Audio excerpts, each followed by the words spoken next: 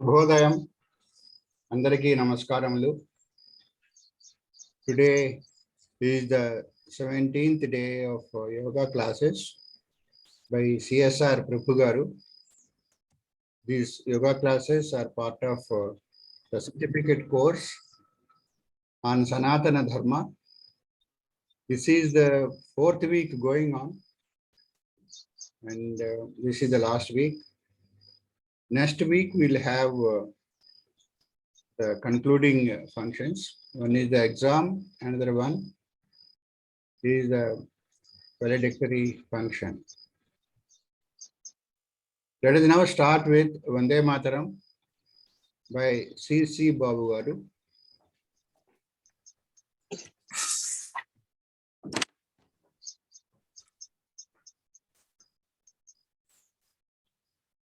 Vande Mataram,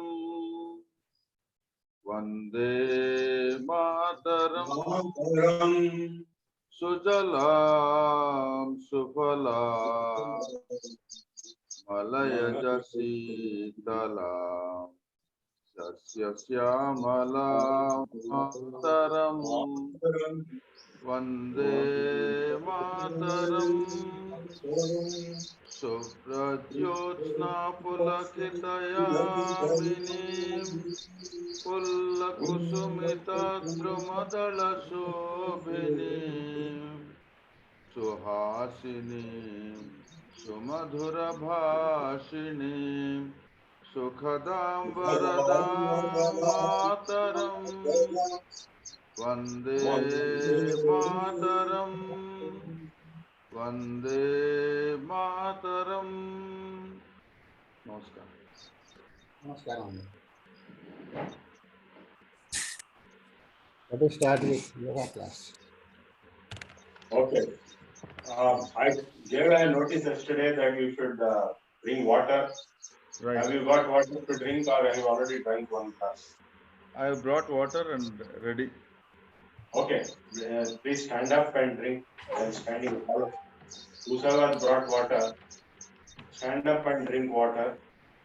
One glass with salt, warm water with salt, boiled and cooled. Not a small glass, but a big glass, or two small glasses.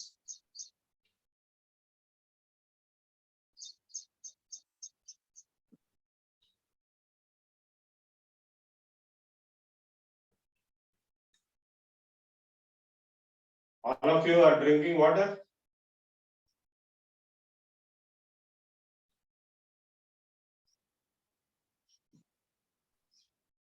Okay, only one big glass or two spoons. That's enough. Just for CC Babu, that's enough. I think one glass only. We'll drink again later. Hello, just only one round, one glass. You've taken one big glass, no? Yeah. You leave it there. After finishing 4 asanas, you'll drink one more. Okay. After finishing 4 asanas, we'll drink one more. So these are the Shankha-Prakshalana asanas. The idea is to do Shankha-Prakshalana maybe tomorrow, Lagu, a mini micro version, not the full version. Full version is not possible remotely. We cannot. Only you are there, or others are also there? Anybody who is drinking water? I am there, sir. I am there. I have taken one glass. Okay. Anybody else? I am also. Okay, very good. Now you have taken water one glass. Now you start with the Sarpasana. That is the first asana. Sarpasana, you know, I think. Yeah. Right. I'll show you now anyway.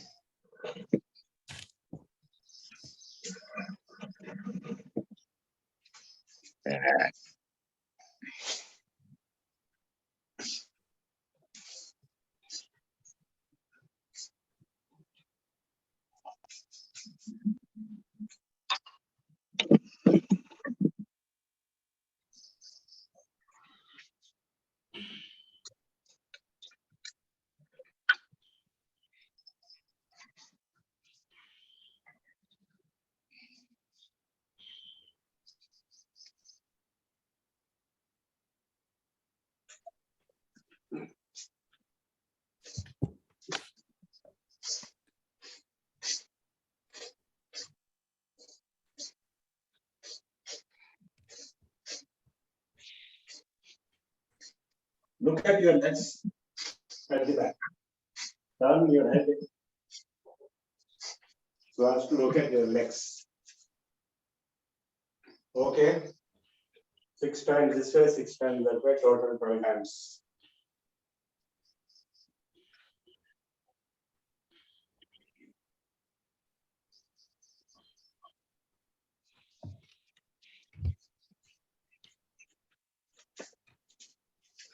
Second is Urdhva Hastasana.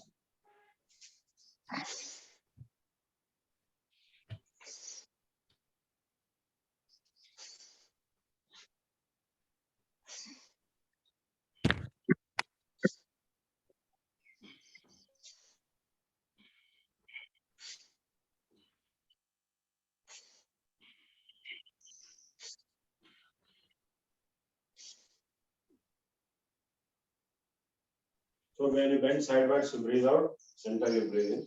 You pull in the abdomen when you breathe out. Third is Katichakras.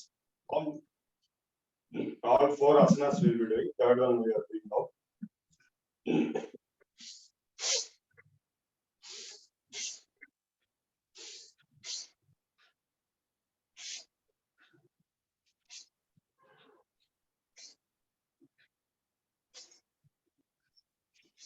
Breathe out and go back.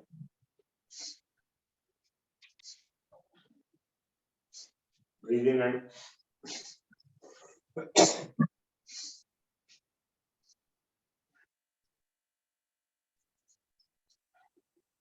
next. Fourth is Udarakarsha.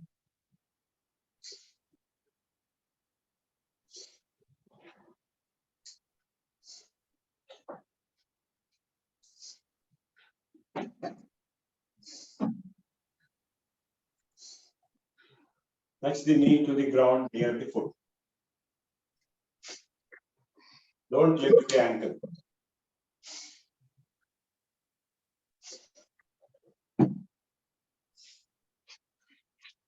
Okay. Okay, now get up and drink one more glass. Okay. So one round is over. Take one more glass of warm water with salt. You have to drink standing, please. All of you should drink it while standing. If you drink while sitting, it will not go down.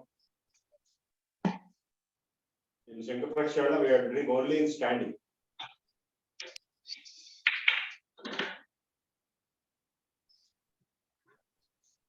Because we want to make it go down and bring motion. Whereas in Galikarni, last time we wanted to vomit, so we sat, we were sitting and drinking. But today, we want to drink standing only. So now can I take the water? Second round? Yeah, take one glass. Okay, No. thank you. Standing. 2 small glasses or 1 big glass.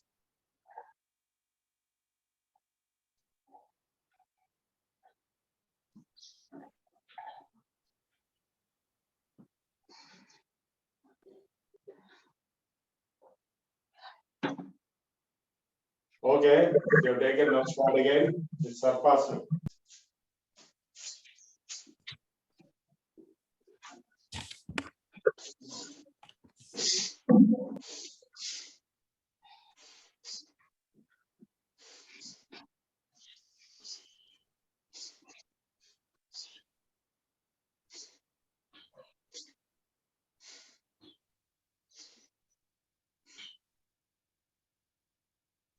Six times, both sides, or total 12 times. Each time, each side 6 times.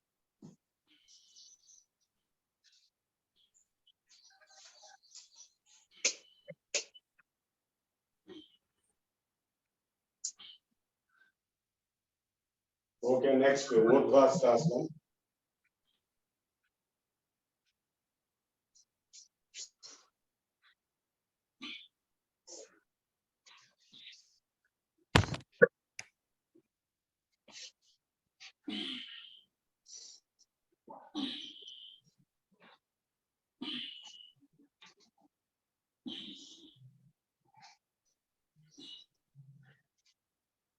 Six times each side, total 12 times.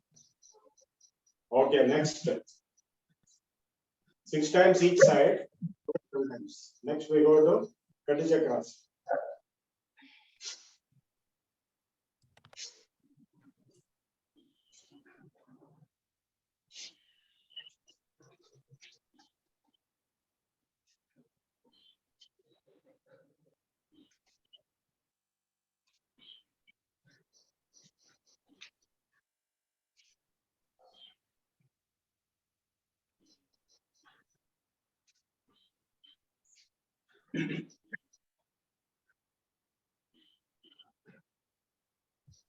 Next is Bhavakashan.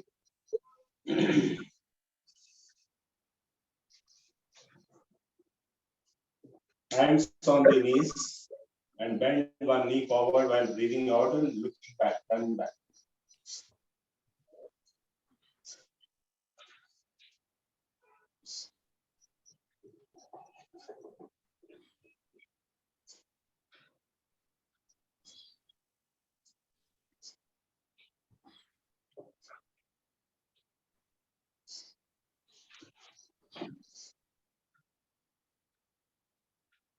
Okay, finished.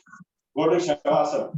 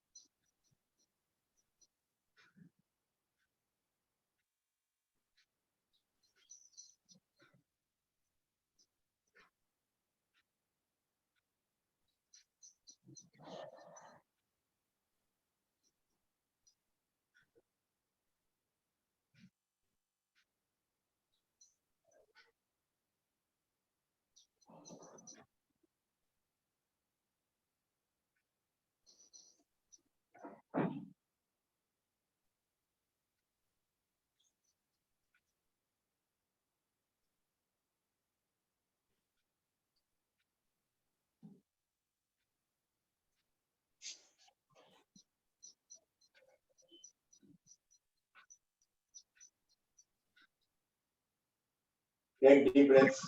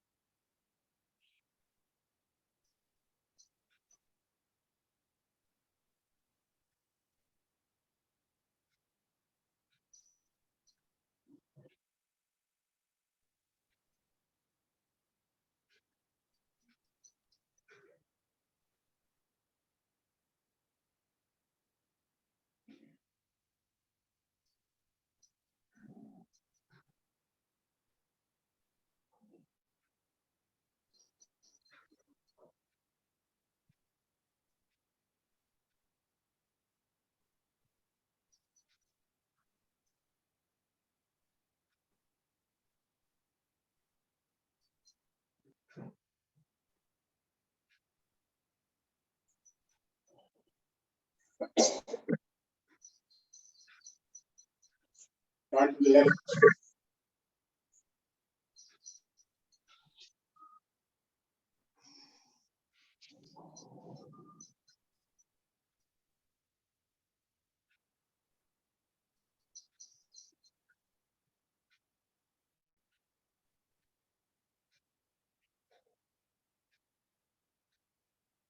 Turn to the center.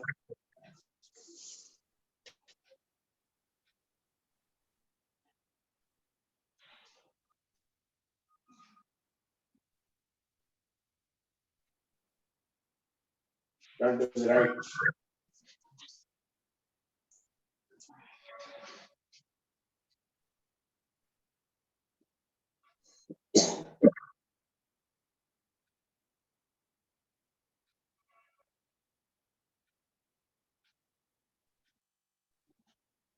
Turn to the center.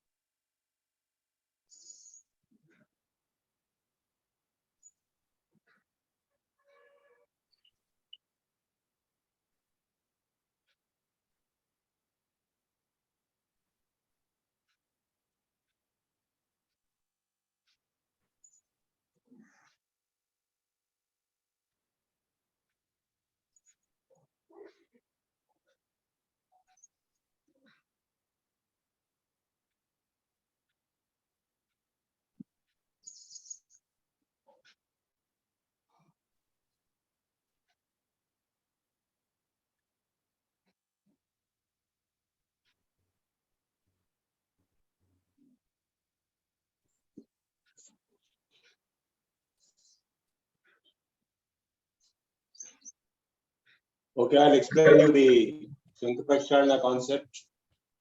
The idea is Shankha.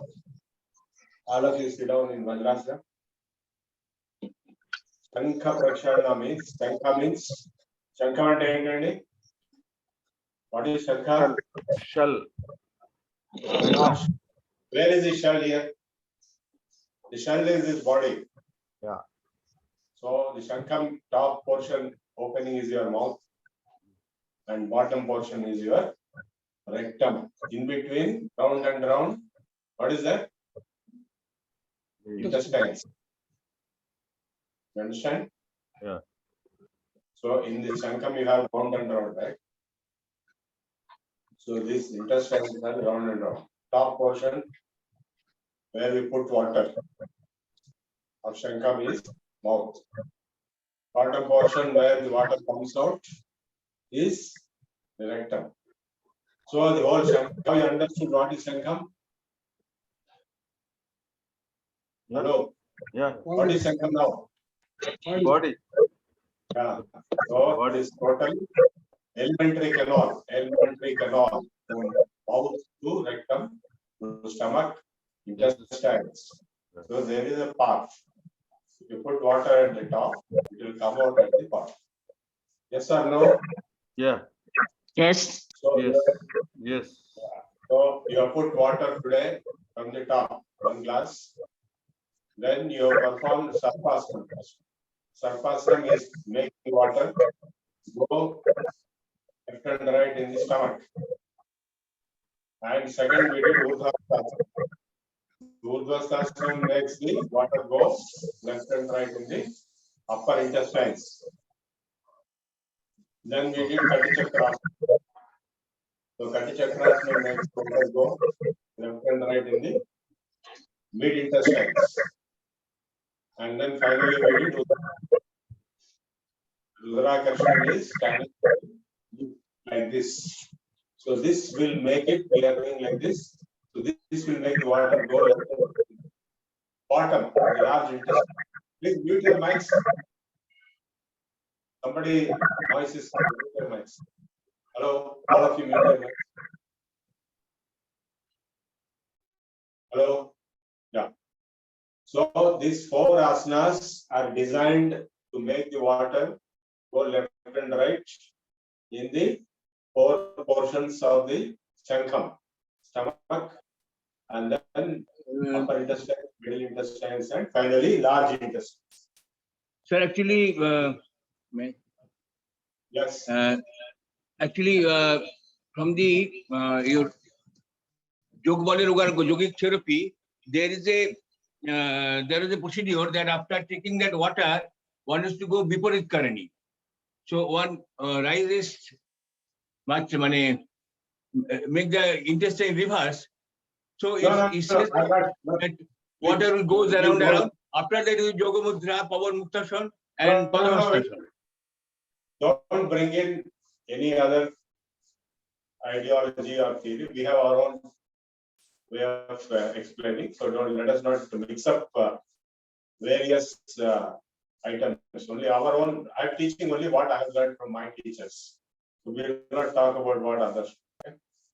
Now try to understand what is Shankha Prakshala. So what is the word Prakshala means?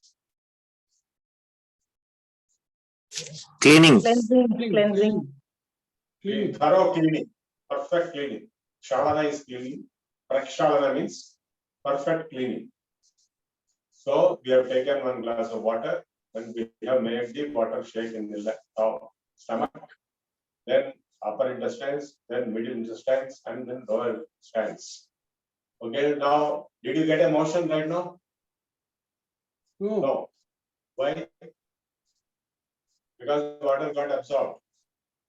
Same way, like in Vedic, you got only 30% water outside, 70% was absorbed, or 50% or 30%, depending on the person. Different bodies have different absorption. Okay, but finally you got water in Vedic, right? Similarly, here, if you continue this process, because we have done only 2 rounds, you do the 3rd round, 4th round, then you will get motions. You understand? So tomorrow what we do? We do 4 rounds. And we stop there. Okay.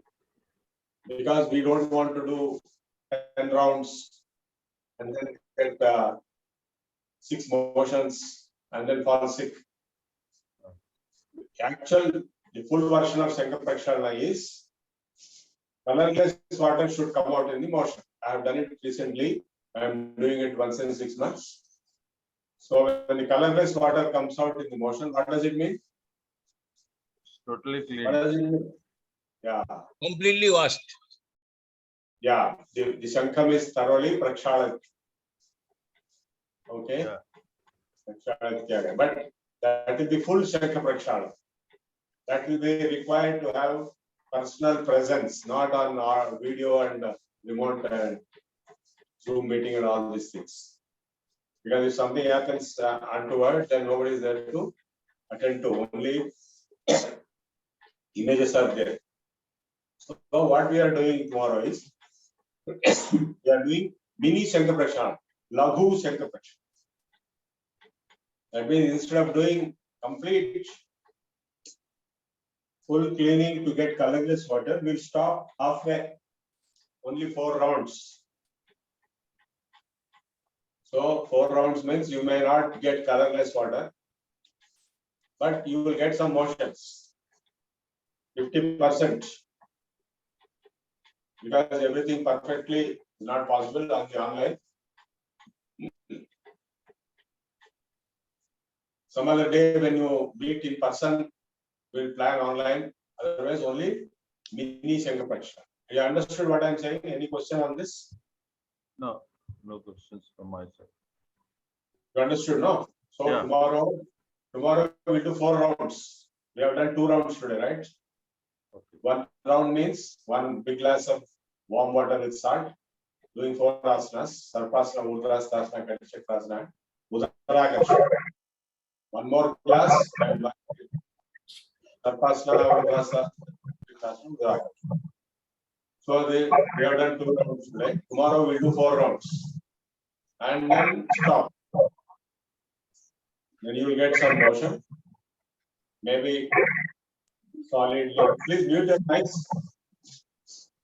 Yeah, you may get solid, liquid, semi-liquid, semi-solid, semi-liquid, or color fading liquid. That's all. But you will not get colorless water tomorrow. Only in full Shankrakshalna you will get colorless water.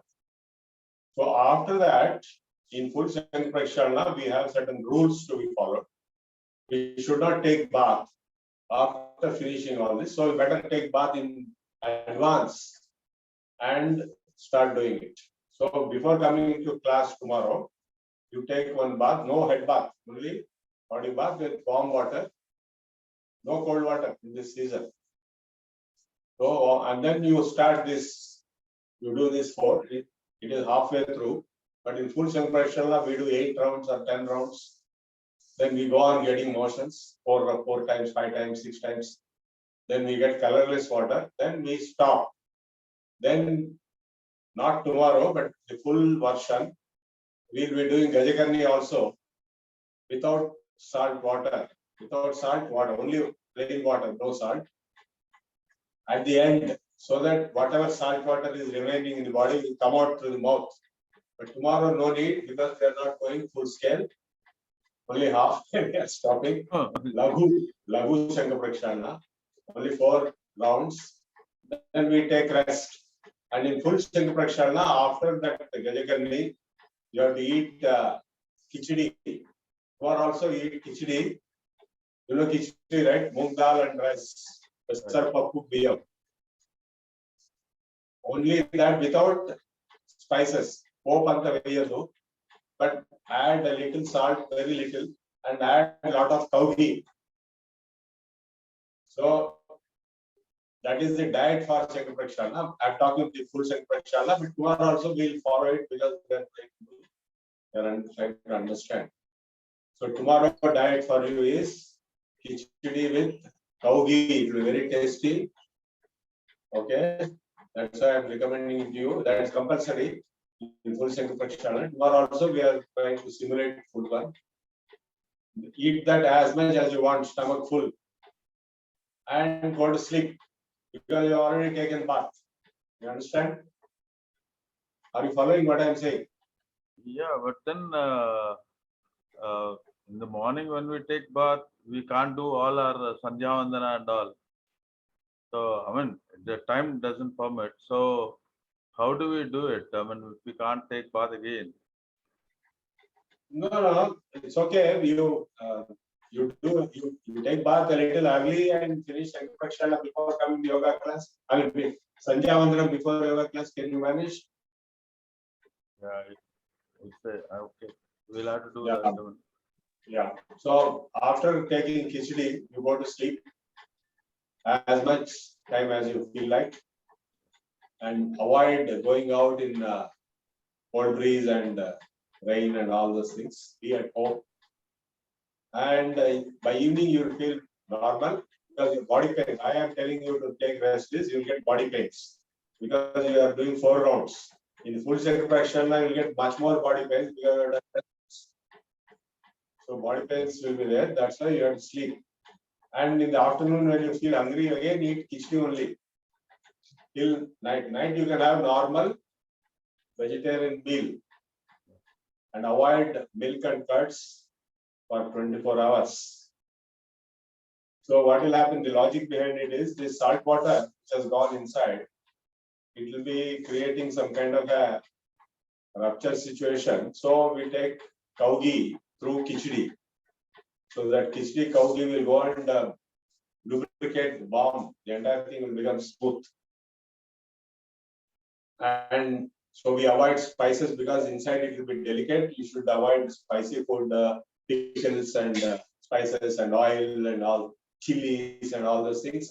Any spices prohibited, only khichdi with a little salt, only no popur, no tadka, only just 3 ingredients. One is moong dal, other is rice, third is a little bit salt, only this much. Okay, chitiket for taste purpose. And then only cow ghee you can add as much as you want because that is good for lubricating inside.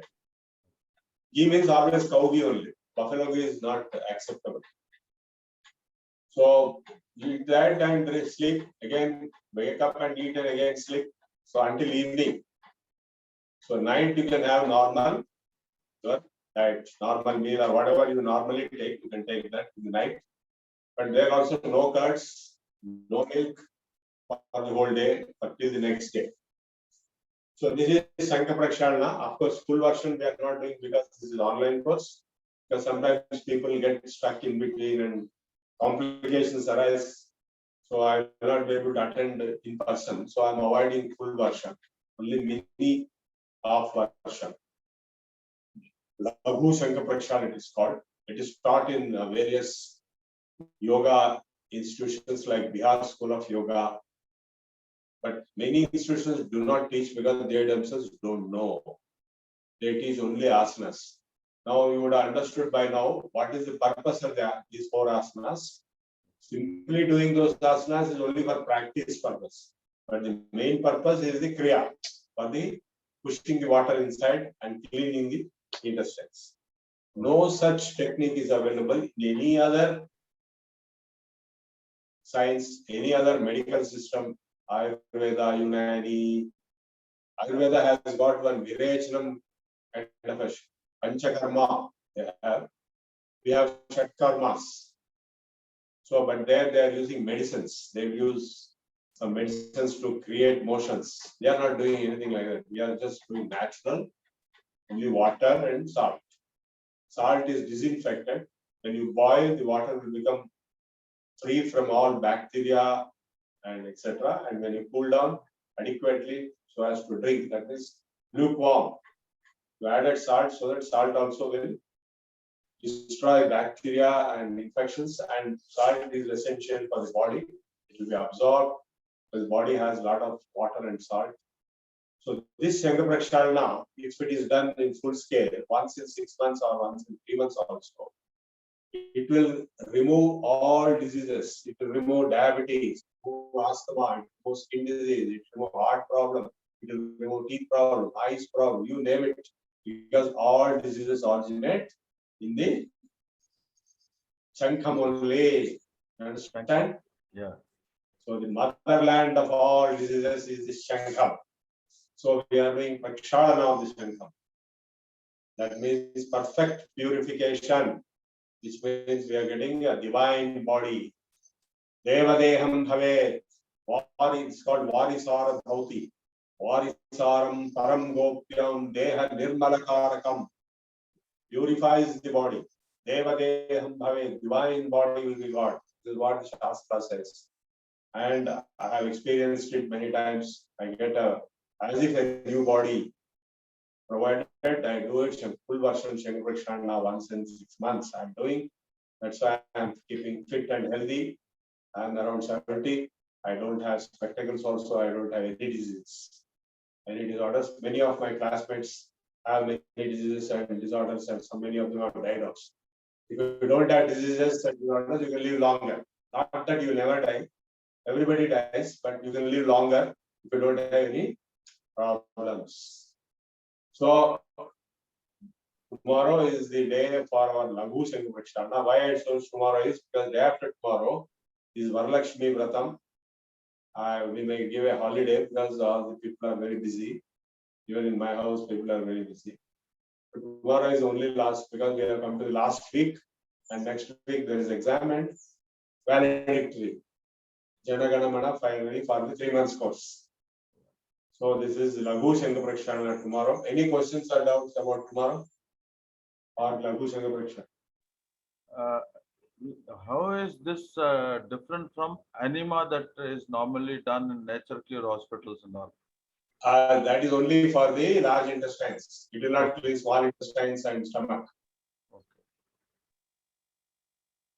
Any So other those of us question? who cannot take leave, we cannot do tomorrow. No, you can do what leave? I mean, like you need to take rest. See, take after you take rest, you can go out.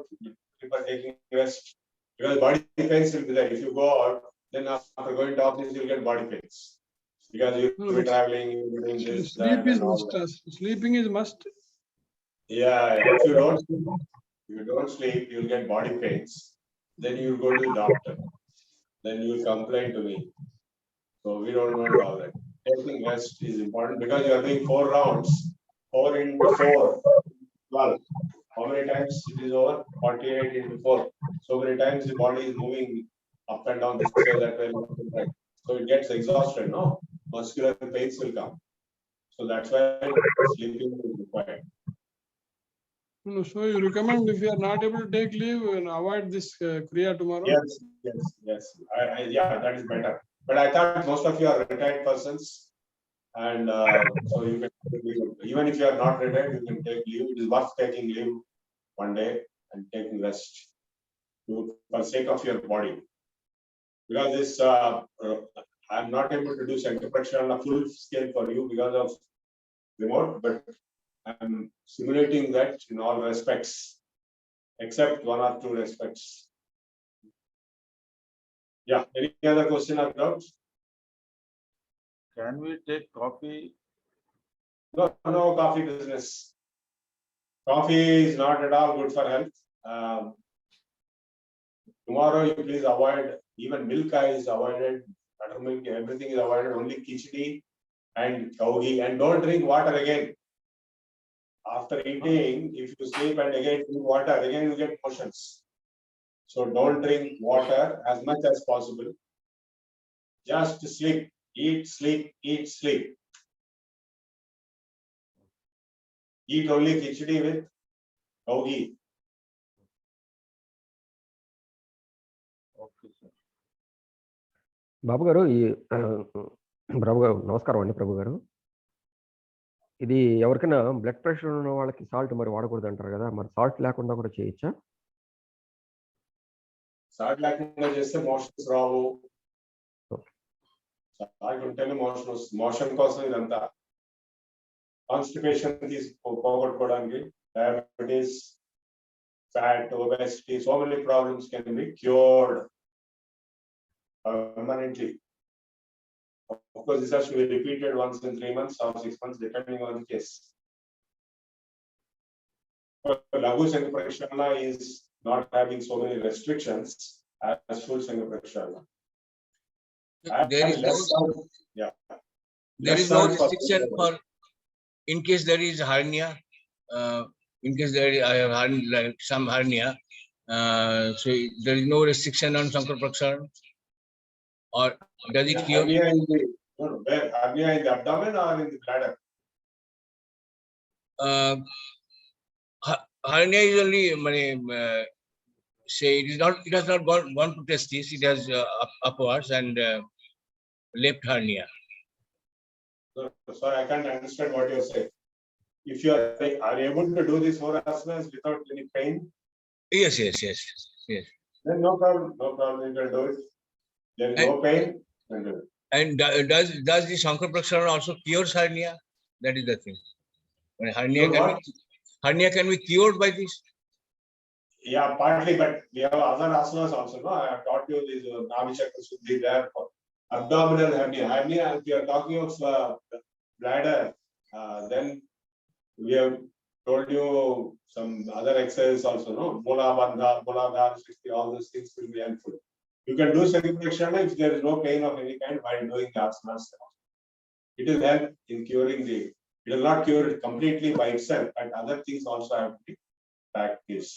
We can cure and treat any disease successfully through yoga without medicines. Thank you. Any other question or doubt?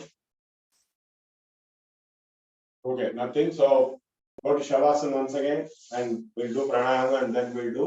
Sir నమస్కారం sir, ఒక question అడుగుతాను. Yes. ఇది నాకు లేవంగానే motion అవుతుంది sir, అయినా పర్వాలేదా, చేయొచ్చా? లేస్తూనే ఇమీడియట్ గా విత్ ఇన్ 5 minutes అయిపోతుంది, అయినా ఇది చేయొచ్చా? ఏం పర్వాలేదా? ఇది ఎప్పుడో 6 నెలలకు ఒకసారి చేసేది కాబట్టి కావాలి, ఇంకా 3-4 మోషన్స్ కావాలని చేస్తున్నాం. ఇది గ్లాసు 4 సార్లు చేయమన్నారు కదా, మధ్యలో ఎంత టైము గ్యాప్ ఇవ్వాలి? ఒకసారి రేపు నేను ఉంటా కదా, ఒకసారి ఒక రౌండ్ చేసి మళ్ళా రెండో రౌండ్ మధ్యలో శవాసనం వేయచ్చు 5 నిమిషాలు కావాలంటే, తర్వాత 3వ రౌండ్ 4వ రౌండ్ అంతే. 4 రౌండ్స్ ఆపేసి. సరే, అంటే ఆ రోజు కాఫీ టీ అవేమి తాగకుండా ఉట్టి కిచిడి తినమని. మజ్జిగ, పెరుగు మజ్జిగ పాలు ఏమి వద్దు ఆ రోజు. కిచిడి తినేసి, అంటే పొలగం, అందులో బిర్యాలు పోపు తిరగమాత ఏం వేయకూడదు. జస్ట్ పెసరపప్పు బియ్యం ఉడికించి అందులో కొద్దిగా ఉప్పు వేసుకుని అందులో ఆవు నెయ్యి బాగా వేసుకుని ఎంత కావాలంటే అది చేసుకోవచ్చు ఆవు నెయ్యి. Then thank you sir.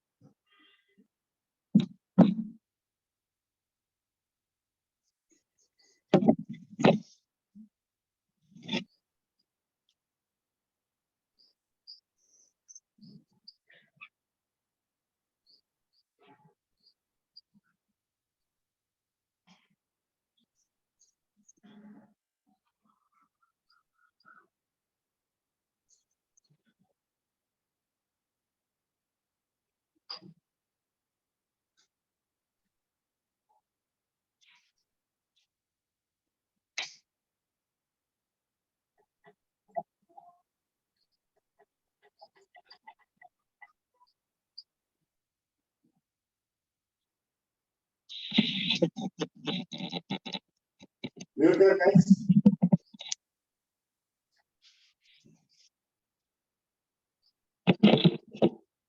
All of you mute your mics.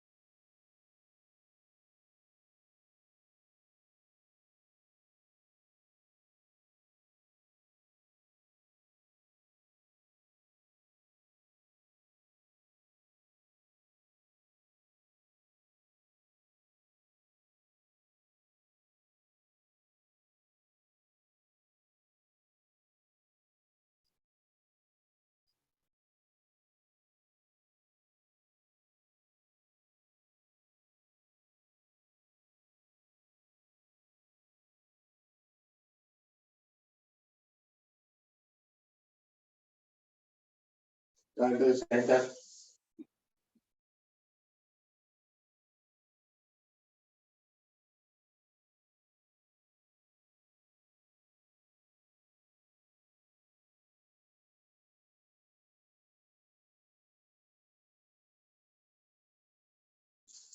Turn to the right.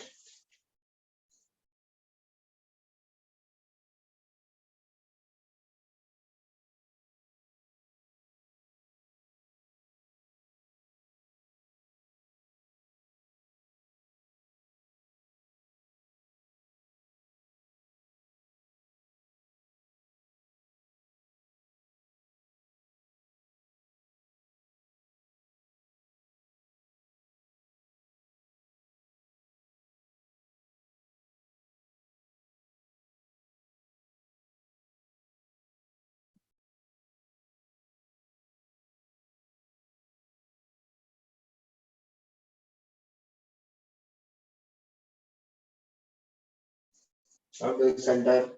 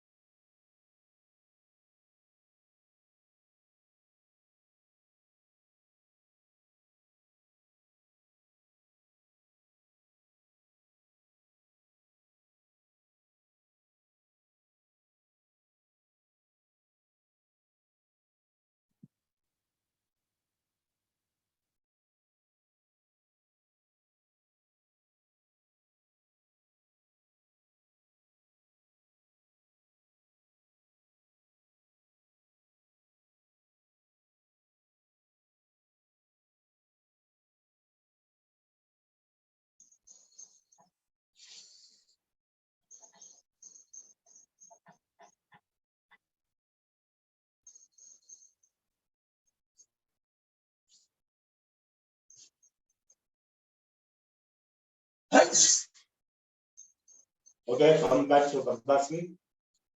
Do some pranayama.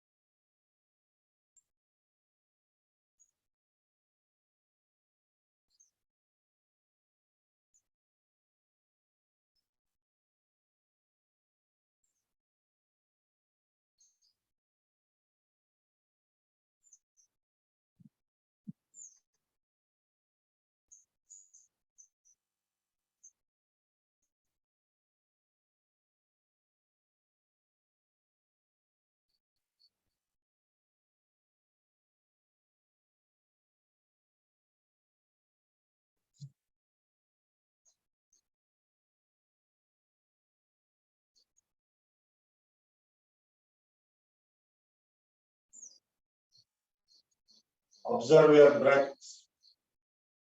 Meditation, observe your breath.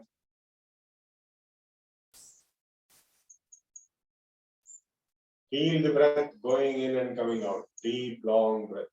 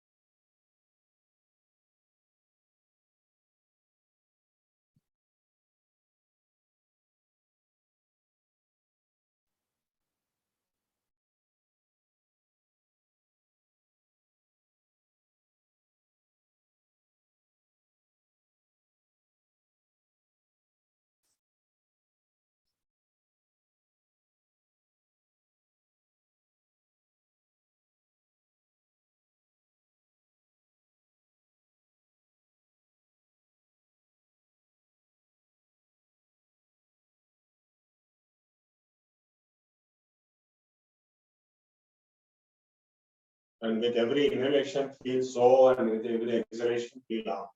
Only feeling.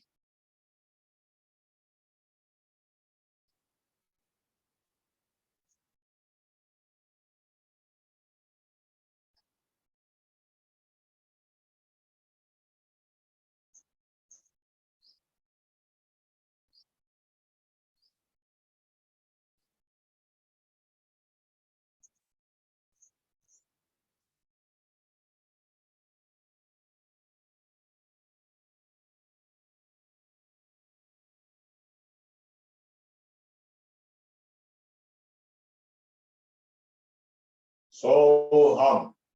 So hum.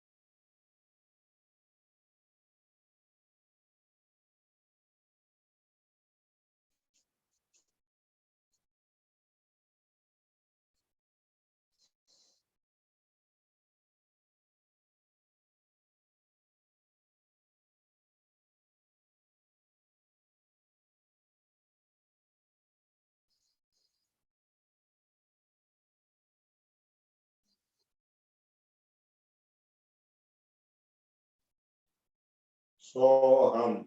So hum.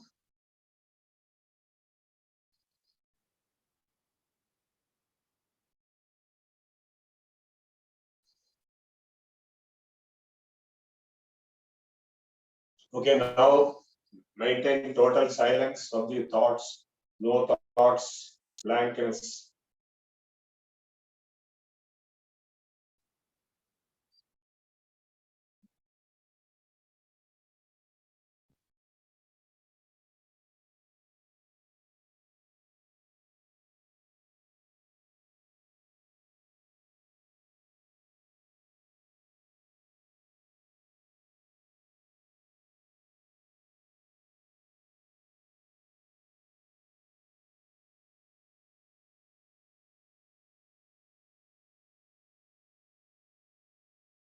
Om.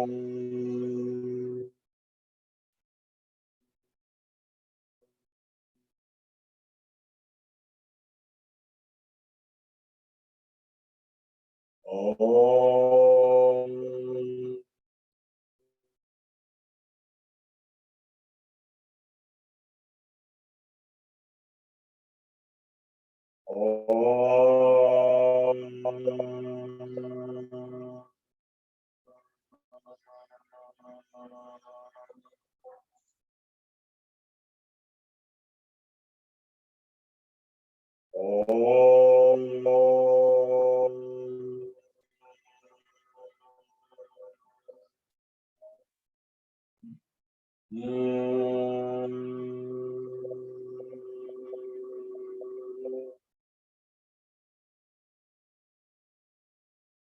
सर्वे भवन्तु सुखिनः, सर्वे सन्तु निरामयाः, सर्वे भद्राणि पश्यन्तु मा कश्चित् दुःखभाग् भवेत्। सर्वस्तरतु दुर्गाणि सर्वो भद्राणि पश्यतु सर्वसद्बुद्धिमाप्नोत् सर्वत्र नन्दतु। ॐ सर्वेषां स्वस्तिर्भवतु। ॐ सर्वेषां शान्तिर्भवतु। ॐ सर्वेषां पूर्णं भवतु। ॐ सर्वेषां मङ्गलं भवतु। ॐ लोकाः समस्ताः सुखिनो भवन्तु। लोकाः समस्ताः सुखिनो भवन्तु। लोकाः समस्ताः सुखिनो भवन्तु।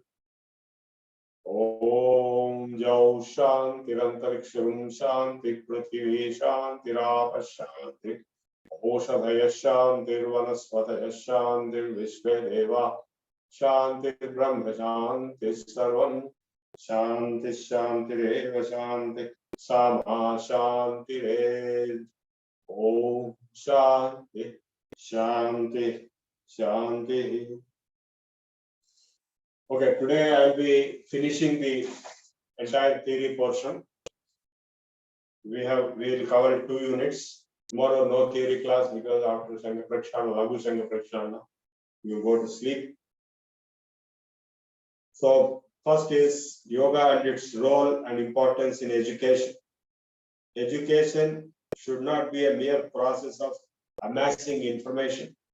Evolution requires right type of education. So evolution is the objective of education. The real aim of real education is to bring out the hidden potentialities of man. So the hidden potential inside you. In fact, Swami Vivekananda said, all power is within you. You are essentially divine. And education is nothing but bringing out the knowledge which is already inside you, the divinity inside you. So it makes to recognize what is good and bad and prepares to accept only the good. So education is a manifestation of perfection already present in man, and yoga is the natural process which brings out the divinity present in man. This is the statement of Swami Vivekananda. I'll read again. Education is the manifestation of the perfection, totality and perfection already present in man. And yoga is the natural process which brings out the divinity present in man. So the God within you is divinity within you to be brought out through education process. Yoga is a science of total personality development. Don't think that yoga means simply some exercises or some asanas. It is a total personality development, the science of total personality development. In the ancient Indian system of education, various yogic practices such as moral practices, yama, and observances such as niyama, asana, pranayama, and dhyana were taught along with formal education. Please note this. They were all being taught along with formal education. They were all taken for granted, they were integrated into the regular education, which was Vedic education. After the British introduced the English education by force, by rule from 1817, all these things have been dropped off. The students were given all-round knowledge to lead a definite and contented life. So, a contented life. The education was imparted in congenial atmosphere, useful to develop all potential capabilities of students, both physical and mental. The teachers or the gurus were competent and dedicated to the development of student potentialities. Similarly, the students were devoted to their studies. By the time they complete the education, they had clear understanding of entire life itself to come in future. So as you know, the Indian education system was Vedic education system on one side and the village school on the other side. So the village school was used for the vocational professionals like agriculturists, blacksmiths, tinsmith, goldsmith, all these people. They will go to the village school where they learn Bala Shiksha, Pedda Bala Shiksha, big encyclopedia kind of thing, where it contains every detail required, like astronomical details, like how to calculate eclipses or even how to calculate various muhurtams, apart from, medicine, Ayurveda, what are the various herbs and how to consume the herbs, what kashayams to make, for what purpose, and also arithmetic calculations, all types of calculations which are essential in life, multiplication. There are no calculators available, only mental calculation was being done, all business propositions. and also about the seasons, about the morality, about the behavior of humans, Panchatantram kind of things. All these were being taught as very basic common sense education in the village schools. Then in the Vedic schools, it's a different story. After Upanayanam, the Dvijas were given Vedic chanting as education, and along with chanting right from childhood, 8th year onwards after Upanayanam. Upanayanam is the inauguration of education. Then the entire Vedas were chanting was taught along with the Shastras or Vedangas, Siksha, Kalpa, Vyakarna, Nirukta, Chanda, Jyotish. Then Upangas, Sankhya, Yoga, Nyaya, Vaiseshika, Mimamsa, Vedanta. So Sangha, Upanga, that means the Darshanas on one side, Upangas and the Angas, Vyakarna and other 6 all put together. Kal Sangopanganga Vedam Jadugunaro. He studied Sangopanga Veda. You might have heard the name Sharangi or Sarangi. That means he studied 6 Angas, all the 6. Siksha, Kalpa, Vyakarana, Nirukta, Chanda, Jyotish. We thought that the Vedas cannot be understood, only chanting was being taught. So mostly even today, 90% of the Vedic Pandits only chant. They don't know the subjects to understand the meaning. So only some 10% or 5% of the Vedic scholars learn the Angas also and the Upangas also. Sangopanga Veda study, and for advanced studies they went to Kashi, and in every village there was Vedic school. All the Brahmins studied Vedas, and some Kshatriyas also, and Shudras. Some Vaishyas, only Shudras were not taught Vedas because they cannot chant correctly unless they are taught right from the childhood. And wrong chanting is not acceptable.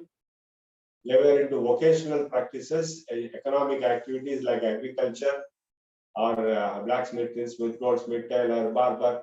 So they cannot give up their professions and only chant Vedas since childhood. So that was restricted to only few people, very small percentage. Brahmins were maybe 1%, 2%, 5% maximum. And all others were engaging in various economic activities. Kshatriyas for warfare and administration and various other activities like that. And Vaishyas were doing business in a big way. All the banks were owned by Vaishyas. Vaishyas were the richest people. And the so-called Shudra community, 100 professional, vocational communities, they were indulging in production activities. So all production, all service activities are essential for economic development, where so-called Shudras, they are more important. That's why they were compared to the legs of the society. And the Vaishya was compared with the thighs, the economic wealth, the mass, and the Kshatriya was compared with the shoulders and the power of warfare, defense, and the Brahmana was compared with the mouth of the society and the brain of the society. So, Go Brahmanebhya Shubhamastu Nityam. Go is cow. Without cow, there is no milk, there is no livelihood, there is no agriculture without bull. So without food you cannot live, and without education, both normal education and moral education and religious and spiritual, that is the education process, which is the responsibility of the Brahmana community, not only for Brahmanas, for the entire society. So the Manusmriti gave, which was the constitution at that time, gave the roles and responsibilities of each of these classes. Initially, they were not by birth, they were only by profession.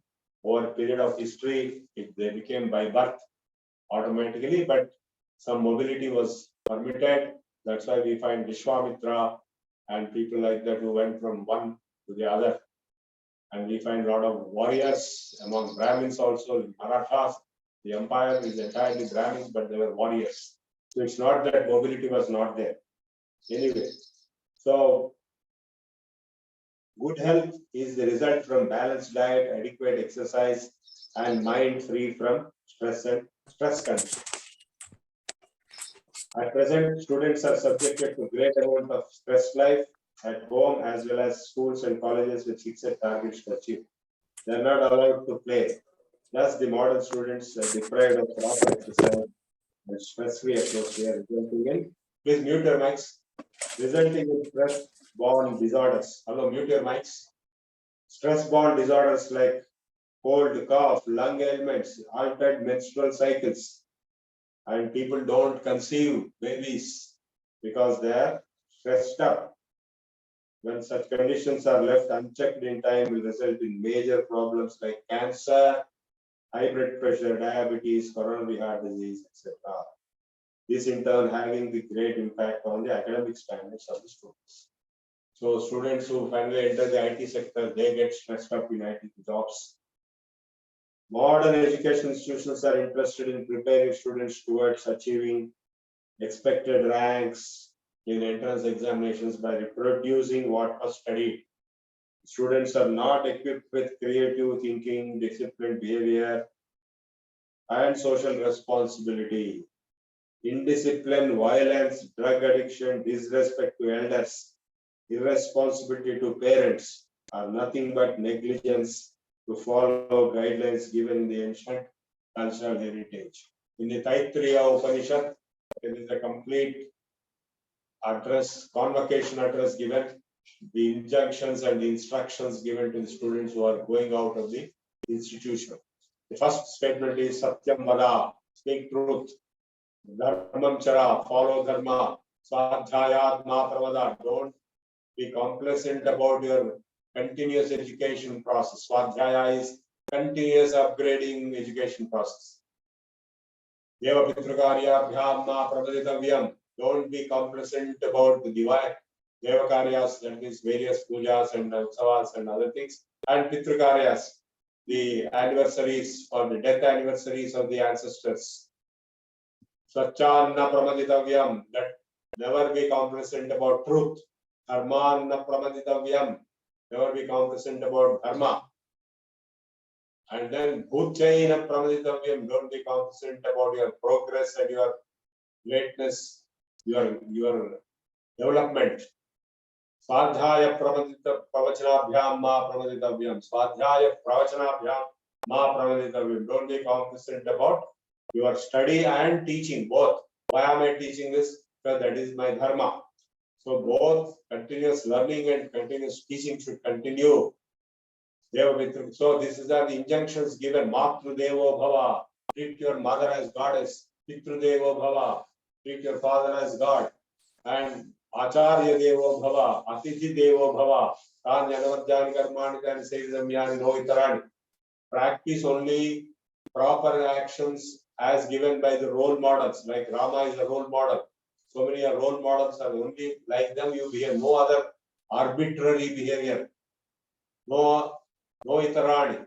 Yan Yanavadhyani Karmani Tani Sevitavyani No itarani. So all these are the orders given in the convocation address, which is there in the Taittiriya Upanishad, and in some institutions like Tibetan Hyderabad, they have put in their own convocation address. Yogic education enables to divert and direct physical and mental energies to work efficiently and effectively. Yoga karma sukhaushala. So by yoga practice, students can become more efficient and more effective. Yoga karma sukhaushala. It prepares to maintain a balanced and equanimous mind. Samatvam yoga uchyate. It aims to bring out the inherent potential power and develop the same as achieve expected target. Yoga changes the mental outlook. So those people who practice yoga will be better persons, better in character, better in discipline. It promotes better understanding and interpersonal relationship. Finally, everything boils down to interpersonal relationship. If you know how to speak, then there is no fight. If you know how to eat, there is no disease. Tilaneliste rogam ledu, maatladneliste potlatledu. So how to speak, how to maintain relationships. I heard a quotation yesterday. Any mechanism, any relationship as well, it will be easy to maintain it rather than damage it and then try to repair it. Even if a car or any other part or mechanical object, if you damage it, then repairing it will be very difficult. Instead of it, you can maintain it regularly by giving proper treatment. Then it will be sustained. Same thing about relationship. So relationship management is a very big subject. A lot of problems are being faced by a lot of people. But yoga helps in improving the relationships, and it develops sincerity, honesty, and self-introspection and clear future vision. Yogic education is a fitting method to relieve humanity of present-day lifestyle filled with tensions, anxiety, and emotional distress. People are stressed up, they get emotionally, insurgency will happen. There will be violence, shouting, fighting. All this can be reduced and handled better through yogic education. Yogic practices like asanas, mudras, bandhas, kriyas, and pranayama are useful in maintaining physical health. They have great influence on endocrine and nervous systems, which are responsible to maintain coordination between body and mind. Practices like concentration and meditation are very effective in improving mental abilities of self-confidence. I have faced myself in my life extreme adversity in my childhood. I faced a situation at the age of 14 where my father's dead body is in front of me. I have no money, even 1 rupee is not with me. That kind of situation I have faced. And of course, miracles have happened. People have come and helped and all that without my asking. By then, I already digested the yoga and Bhagavad Gita so deeply that I was like a Himalayan rock. I was not affected. Anybody else would have broken down, would have gone away, would have become a beggar or a criminal. But I have remained like a Himalayan rock, thanks to the yoga practices I learned from our gurus and to Ramakrishna Mission, which was next door to me, Secunderabad, from where I learned Bhagavad Gita and other things. Regular Vivekananda, I understood at the age of 12. So I could withstand, and today I am able to be successful in my life. Now, yoga education in schools and colleges will certainly prove to be an effective tool in correcting many prevailing social evils. This is a very important point. Why yoga is required in education? It can prevent or overcome evils and many unhealthy mental and moral attitudes of student community. Student community have no moral values. They don't respect elders, they don't respect teachers, but they can be improved through yoga practice if they can be taught. So recent researchers in Dharma Yoga Kendra, Bihar, Yoga Research Foundation, Vivekananda Yoga Kendra, all these institutions have proved in their research that yoga is effective in developing physical, mental health and behavioral patterns in student community. So to improve the student community behavior, yoga education is compulsory, and qualities of a yoga teacher, because when education is to be a part of teacher is very critical. So modern trend has introduced yogic science in the education institutions, some as separate courses and some with class-wise syllabi. As it is becoming the teaching subject, there is a need to have trained yoga teachers, and to teach the subject effectively, the education is process where teaching and learning are equally involved. The teacher must be well versed in the art and sense of teaching in a subject. Generally, it is known as the methodology of teaching methodology. A good teacher uses various methods to make students understand the subject. Yoga is a subject where theoretical and practical aspects go hand in hand. The scientific part of it is to put the theoretical part into practice. If a teacher does not know what and how about a subject matter, he will be an unsuccessful teacher. The yoga teacher should have acquired sufficient knowledge in the field of yoga through proper training and practice. He should have traditional background. A good yoga teacher is expected to possess the following 8 qualities.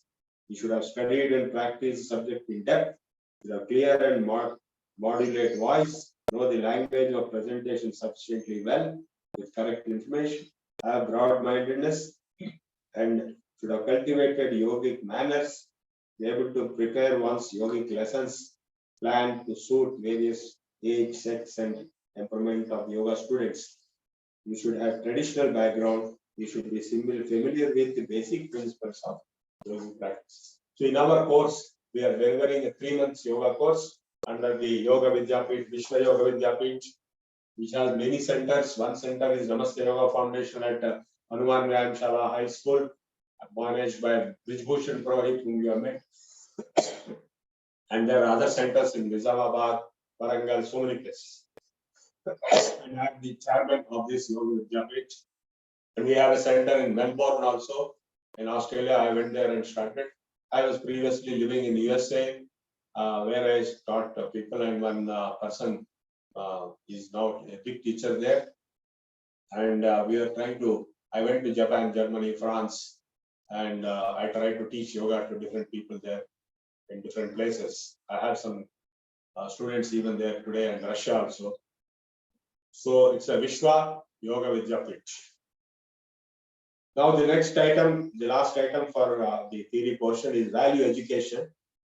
So what are values and how the value education can be brought in to the education system? What is a value?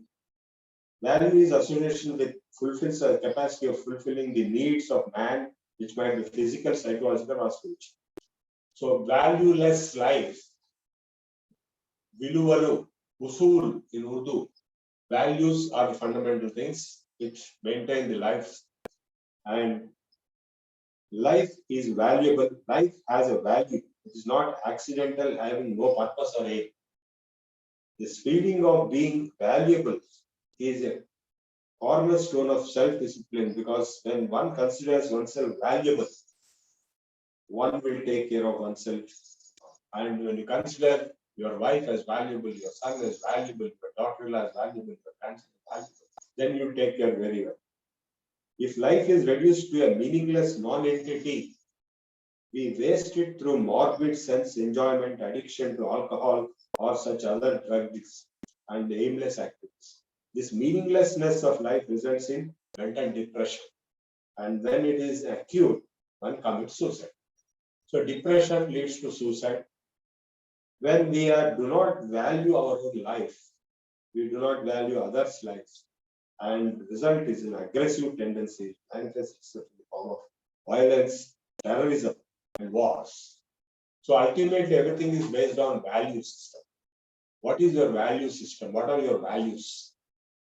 Life is valuable for achieving some higher ideas, the highest of which is God realization. Similarly, everywhere wants to be strong and powerful, and nobody wants to be weak.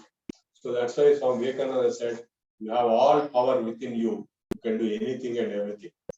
So don't be ever feeling that you are weak or you are useless, you have no value, you are worthless. All these kind of thoughts are depression, mental depression symptoms. So one has to overcome these kind of negative thoughts of depression and feel that value. Your birth itself is value, your human life itself is value. You can give contribution to the world, you can improve. Worldly ideas such as acquiring wealth, power, and position will not give real meaning to life. Finally, if all your money you say will become fixed deposits or properties, plots, apartments, houses. But they'll be there, but how they are going to help you except to live there? They are less valuable than life itself. Life is more valuable. Life is more valuable than anything in this world, since it is human life that gives value to everything. So what matters finally is your life. Intrinsic and instrumental values. Everything that possesses the capacity to directly fulfill some need of man is of intrinsic value.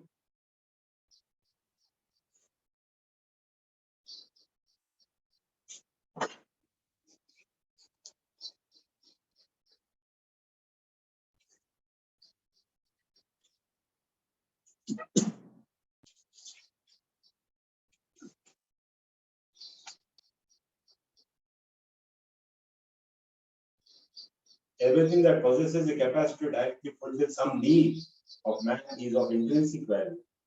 A book is of instrumental value, and the ideas contained in it are of intrinsic value, since they enrich the personality properly assimilated. So even if you read a book, whatever it says, the values, if you can assimilate, then they will be valuable. Though it is obvious that intrinsic value is more important than instrumental value, the latter takes possession of the human mind, relegating the intrinsic value to a secondary. It is like a bookbinding shop. We'll have a lot of books, but he is not capable of reading any book. We'll have hundreds of books, very great books also. He'll be only binding them and sending them. He will never read one book. So the intrinsic values have to be imbibed. And there are what is called sale value and real value. External appearance and attractiveness of the object determines its sale value. On the other hand, the real usefulness and durability refer to sale value. You know, sometimes some things are looking very good, but they are already spoiled. So value is important. This can be applied to the human personality. There is no real man and an apparent man. What one is in reality is different from what one appears to be. A lot of people put on a facade, put on a mask. One may pose as highly moral and spiritual, but may not be so in reality.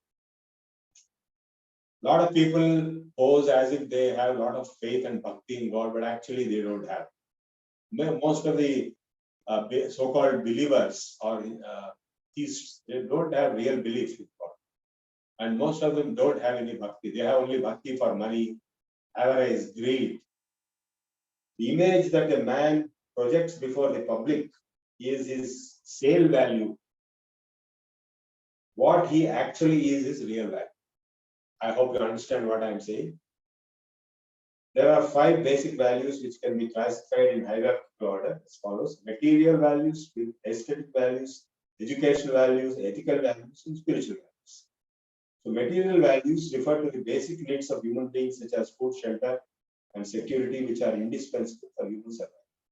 But meeting these basic needs should not become an end in itself, rather should enable man to move further, higher, controlling the desire for sense gratification after the basic needs are met. There is a psychological aspect of the material value. When the struggle for physical existence is minimized after the basic necessities of the life are met, the struggle for the existence of the ego becomes dominant. The ego needs things of a different kind: name, fame, appreciation, love. Everybody requires love. Love maintains this world. There's no love, there's no life. You take a baby. Baby is sustained by love of the mother and father and others. The whole life, love is what keeps you going. A person who has no love or no love left, he will commit suicide because he has no value in life. Love is the greatest value. And then the second is aesthetic value. Without the aesthetic sense, life becomes stale and insipid. You know, if you don't have any aesthetics in your life, it will become insipid. There is a basic aesthetic sense in every human being. They are not satisfied with ordinary, nutritious food. We want to be tasty and also want to eat in good ambience. This desire for beauty must be kept within reasonable limits. We should move on to higher values. Educational values refers to the value of knowledge. Education is not the gathering of information. Its object is not to make man mere showcase of information or a moving encyclopedia, but the development of intellect and higher faculties so as to perform research also. Education must endow a man with rational faculties and make him analytical and introspective. Enormous amounts of information are fed into the minds of people and indiscriminately through different media. As more and more information is beamed to us, less and less of it can be absorbed or retained or exploited or harnessed or utilized. Now the fourth is ethical value. This value refers to individual's relationship with society. Man is not an island. There is an interaction with society in different levels. So peaceful existence in society requires proper adjustment and meaningful relations with others, which naturally calls for some amount of self-sacrifice. Man is considered to be a moral animal, for the moral judgments of right and wrong is applicable to man alone. Because animals don't have any thinking capability. Consequently, to be a real man, one must be moral. Goodness is natural condition of human personality as a whole. So moral values and regulations help a person establish his natural goodness. To be moral is to act in conformity with one's own nature, and immorality is the conduct contrary to one's own nature. There are two aspects of morality: the ethics of doing and ethics of being. How one behaves externally while dealing with people is ethics of doing. And what one is within is ethics of being. That is sale value and intrinsic value. The moral law has to be expressed in the form to be this, not in the form of do this. Be but not, don't tell others, but you be that. So you be the change which you want to bring. That's what Gandhi also said. Thus, without any inner transformation, true morality cannot be cultivated in one's life. And this concept of inner transformation leads us to the next higher level, that is spiritual. So this is the Dharma, ethical moral values with Dharma. I developed a technique called Dharma Yoga and meditation, where you basically observe your own thoughts in the meditation. And you are getting so many thoughts or feelings or images. Sometimes you may get some negative. Of course, a child will not have any encumbrance, anything loading in his mind, but some people had some experiences like some fight or some clash or some trauma that you'll be getting it again and again in his thoughts. So keep on observing those thoughts and images. After some time, after a few days, 10 days, they will become weak. So when they become weak, because when they are getting regularly observed, they get diluted. When they become diluted, you force them out and replace the same thing with opposite of the same. Like anger, suppose you had a fight, the anger will be there. So go on observing the anger. After a few days, say 5 days, 6 days, 10 days, the anger will be, when you observe, it will become slightly weak or diluted. Then you push it away, decimate it and replace it with its opposite, that is love. Love on the same person on whom you had anger, hatred. So it could be wife or brother or sister or father or superior or subordinate or anybody. So you replace that diluted hatred, completely eliminate it, destroy it, demolish it, decimate it, and replace it with its opposite, which is love. So you start imagining, feeling, recalling the experience of love and good relationship with that person in your own mind. So if you keep on doing like this, then you will overcome hatred on that person and you start loving. So when you meet that person next time, you will talk in a lovable manner, and that person will be surprised. He's my enemy, but he's talking like this. So I should also reciprocate. So he will also receive. So then an enemy will turn into friend. So of course, most of our enemies are our own spouses or brothers or sisters or children or fathers, etc. We don't have Pakistan enemies. We don't go to the war. So these imaginations or feelings which are getting in your mind are your own feelings, your own imaginations. It is possible to modify them and then transform them into their opposites. So all the negative emotions, 10 negative emotions are there, and their opposites are the positive. 10 negative emotions are adharma, ahankara, mamakara, raga, dvesha, kama, krodha, lobha, moha, mada, and matsarya. Mada is pride and matsarya is jealousy. And greed, lobha is greed, and krodha is anger. So these, each one of the 10 have their opposites, which are the positive emotions, which are love, affection, magnanimity, serenity, regularity, absence of vanity, sincerity, simplicity, veracity, equanimity, fixity, non-irritability, adaptability, humility, tenacity, integrity, nobility, magnanimity, charity, generosity, purity. So these 18 ETs, which are the positive values, if they are operating in you, then you are a saint. So this is 18 ET song, which is by Swami Sivananda. So if you are behaving with moral values, automatically you will become a leader. Spiritual values, the I, which is the center of one's personality, is different from the body-mind complex, or the controller must be different from the controlled. So in this body-mind complex, there is you, I. It is obviously not the same as body or not same as mind, because it has to be different. It controls this body and mind. This spiritual center is the real master of one's personality. That I is the real master, self. And in the real ideal state of freedom, these masters must establish and have full control over the servants. That is desires, emotions, senses, etc. When there is chaos in a personality without any master to exert control, outside forces like money, power, position, or sometimes other persons also will rule over that personality. And this state is called bondage. And freedom from this bondage is known as moksha, freedom. And this is the ultimate aim of human life. I think this is a very important statement. You have to understand what is bondage, what is freedom, is defined within 1 minute, within one sentence. So I will read out once again. The spiritual center is the real master of one's personality, that's I-ness. In this ideal state of freedom, the master must establish his full control over his servants, which are nothing but your thoughts, your desires, your emotions, your senses. When there is chaos in the personality without any master to exert control, outside forces like money, power, position, or some other person will rule over that personality. And this state of slavery is called bondage, bonded labor, slavery. And freedom from this bondage is moksha. And this is the ultimate aim of life. Inculcating living values. At a time of crisis, we are again at a point of recognizing the need for values. And you know, in times of crisis, how we have to exercise our values. And I'm now going to the next section of the same unit. Cooperation, freedom, and responsibility. We have already discussed a lot about values. The universal recognition of hierarchy of values, the core values, which are the core of the individual. The world is automatically become a better place when each individual becomes a better person. Excuse me, Andy.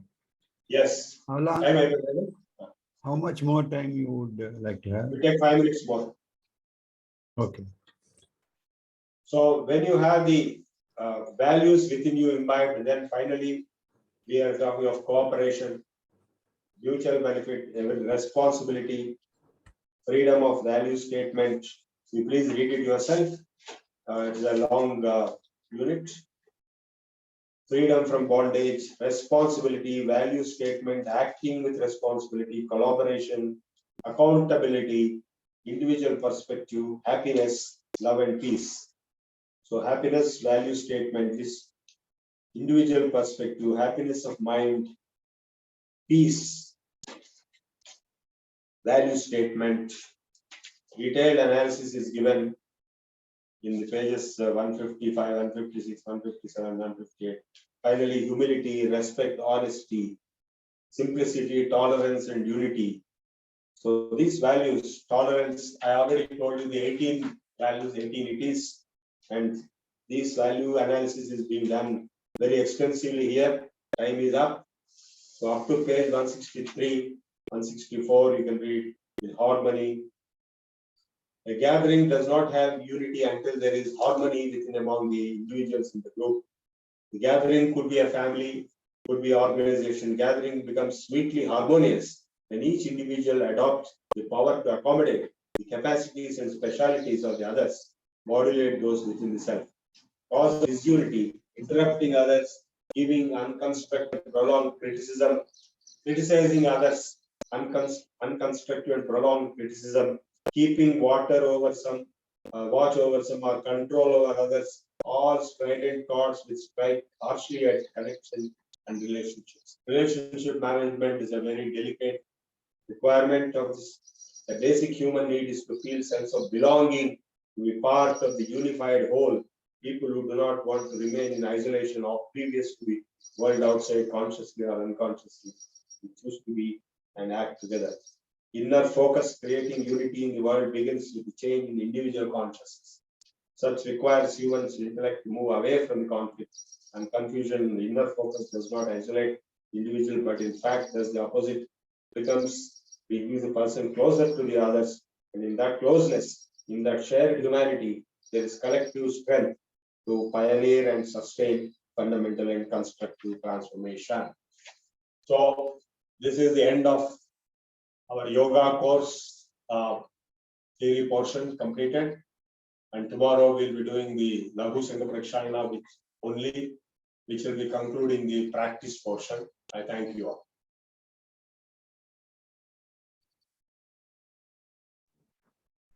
Any questions? Any more? Otherwise, we will close with the Janaganamana. Challa Chittibabu garu.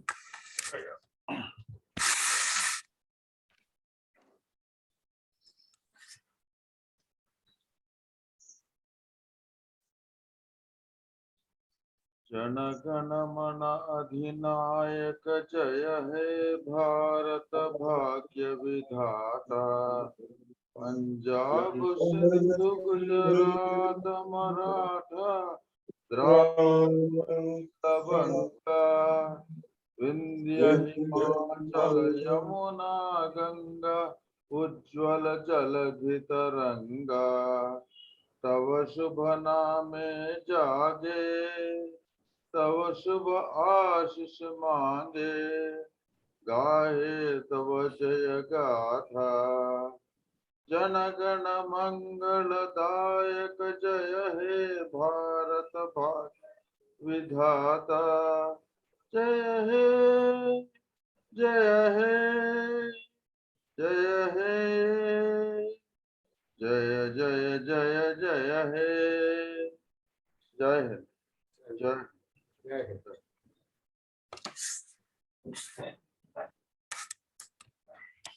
Thank you చల్లా చిట్టిబాబు గారు. Thank you అండి.